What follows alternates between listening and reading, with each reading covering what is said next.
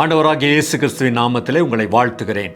இன்றைக்கு 1 சாமுவேல் 17ஆம் அதிகாரம் 45ஆம் வசனத்தில் தாவீது கோலியாத் என்கிற ஒரு பெரிய ஒரு ராட்சதனை பார்த்து என்ன சொல்கிறான் அப்படின்னு கேட்டிங்கன்னா, நான் உன்னிடத்தில் இஸ்ரவேலின் சேனைகளாகிய கர்த்தருடைய நாமத்தில் வருகிறேன் அப்படின்னு சொல்கிறான்.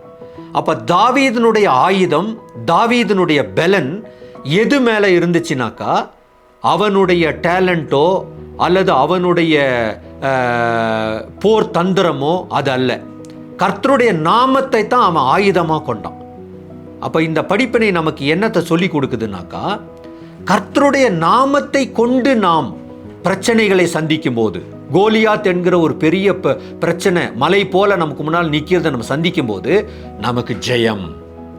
ஆகவே இன்னைக்கு நம்ம என்ன சொல்லணும்னா, ஆண்டவராகிய இயேசு கிறிஸ்துனுடைய நாமத்தில், நான் தொழுது கொள்கிற தேவ நாமத்தில் இந்த பிரச்சனையை நான் சந்திக்கிறேன் ஆண்டவரே, நிச்சயமாக எனக்கு நான் வெற்றி எடுக்கிறேன் சுவாமி அப்படின்னு சொல்லும்போது கர்த்தர் நமக்கு ஜெயம் கொடுக்கிற தேவனா இருக்கிறார்.